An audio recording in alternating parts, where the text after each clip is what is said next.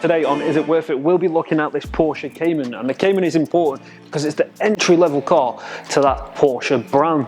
But this derives from the Porsche Boxster. It's like a two-door coupe version. But what we've got here is the Cayman S, the sports version. So we're going to find out if it's worth your hard-earned cash. So the Porsche Cayman started life in 2005, and they called it a Cayman because of the reptile. But this is what they call the 718 Cayman, and that's to do with Porsche's racing heritage, where back with the 718 Porsche, they won the Italian Targa Florio. So let's talk about the design of the Porsche Cayman. This is a mid-engine car, so obviously it doesn't have an engine in the front. Instead, have a quick look inside. You've got this deep front, and it is deep, pretty much sitting that, to be fair. Let's have a look. Yeah, wow, that is deep, isn't it?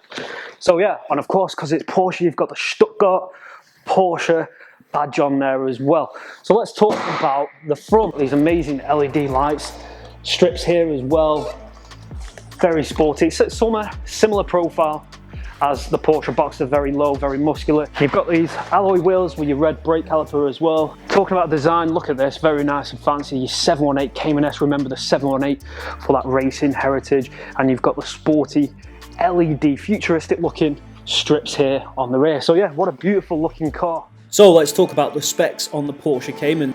It has a 2.5 litre turbocharged 4-cylinder petrol engine. So it doesn't have that 6-cylinder naturally aspirated engine that they had on the previous Boxsters and Cayman. It does have the 7-speed dual clutch semi-automatic PDK transmission though, which gives 345 brake horsepower and 420 newton meters of torque, which gives a 0 to 62 time of 4.4 seconds, and it just weighs in at 1,355 kilograms. So what's the interior like in the Porsche Cayman? Well, starting off over here on the dash, you've got this nice leather trim, very high profile as well, and you've got this like brushed aluminium just on the side. You've got Porsche's entertainment system here, it's touchscreen, very nice and easy to use. You've even got CD player, nice tactile buttons as well. This is what you call a PDK transmission. PDK literally stands for Porsche dual clutch. There's no other manufacturer that calls it that. It's Porsche dual clutch. That's why it's got PDK written on it. So it's an automatic. You've also got Tetronic as well. You can actually put it into the manual, so you can have that with the flappy paddle, so you've got the best of both. Nice Porsche logo on the steering wheel, and you've got a little Manatino here that usually Ferrari have. You can actually move the wheel here for sports and different profiles on there. Check this out. You've even got a wireless charger as well. So another cool feature on the Porsche Cayman is you've got the automatic rear spoiler, so you can automatically activate that as well. So let's talk about the practicality on the Porsche Cayman. Now Porsche, yes, this is a sports car, but they've actually given you little hints of practicality. What do I mean? Well, look at this. You've even just got a little fold out cabinet here just to put your glasses or paper in there as well. For instance, you've got your little cup holders here on the side. So Porsche really have thought of everything. Now, let's have a look at the boot space, and of course, the front. So you've got your Bose speakers at the back, and you've got this big load lip to push over, obviously, from the spoiler. There's not much room in there at all. But for such a small car, there is actually quite a bit of room on the roof line. So yeah, it's not too bad. So let's take it for a drive.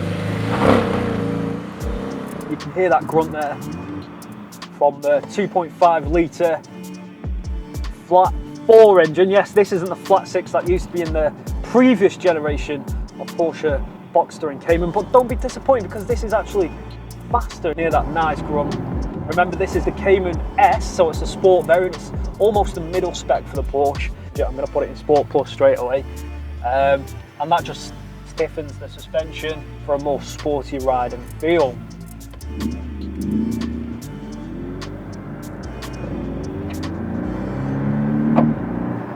Decent. Ride height, yeah, really low to the ground.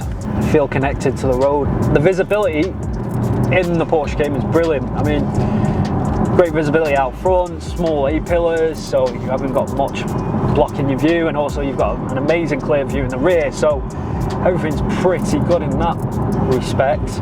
You've also got quite stiff suspension. Obviously it's a sports car, but the riding, handling, yeah, it's a little rough going over some of the bumps, but again, you forgive that because it's a sports car. The steering, although quite responsive, I just feel like it could be a little bit sharper.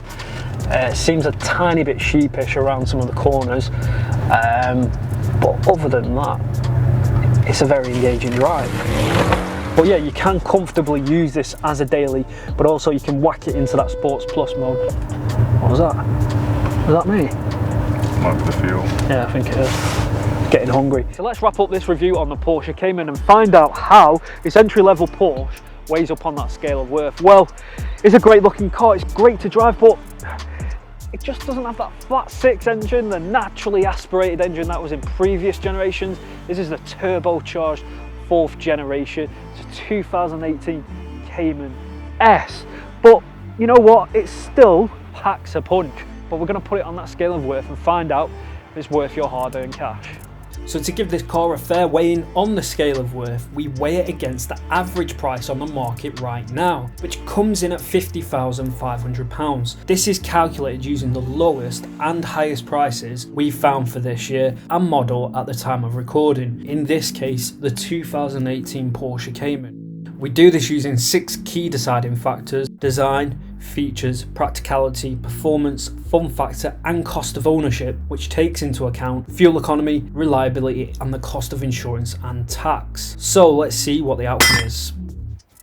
And as you can see, the Porsche weighs that scale down, which means that we believe the Porsche Cayman is worth it. Now let's take a close look at why this car does deserve the "is it worth it" seal of approval. Design. Name the Cayman, the design is similar to the shape of the reptile's jaws, and on the 982 internal Porsche code, the 718 is pretty much a Boxster with a coupe body style and hardtop. Features. With this being a sports car, the cabin is well spec'd and complemented with extra cup holders that open out from the dash. The entertainment system is easy to use and has a clear high resolution display. Practicality. Not much room for huge luggage loads, but enough for a weekend away. The Cayman has a deep front and a tiny rear boot. However, for a sports car, it's pretty good. Performance. Without them extra 2 cylinders, Porsche has still managed to deliver a faster car, more economical. Although it's turbocharged, it still doesn't give the same sound as a 6-cylinder. Fun factor. Porsche have seemed to hit the nail on the head between comfort, practicality and cost for what is a great car to drive. I wish we had more time with the Cayman to see what it's like on track. Cost of ownership. The Porsche Cayman is insurance group 41, which is way above average, 50 being the highest. Fuel economy looking roughly between 20 to 22 mpg. Unfortunately, the Porsche Cayman does pretty bad in terms of reliability. Not only is it quite expensive to fix, 53% of 718s went wrong, and common issues were with the bodywork, suspension and gearbox. Tax band K and J, roughly £445 to £410. And on a final note, the Cayman should not be seen as a poor man's 911. It's a car in its own right, just like the Boxster, and stands its ground as a premium sports car. So a big shout out to Car Time in Bury. Car Time, we've got over 3 locations in the UK with 1,000 cars to choose from, all with 0% finance available. Don't forget to click like and subscribe, and you'll be notified as soon as a new video goes live. Check us out on Instagram and Facebook, and we look forward to seeing you next time on Is It Worth It?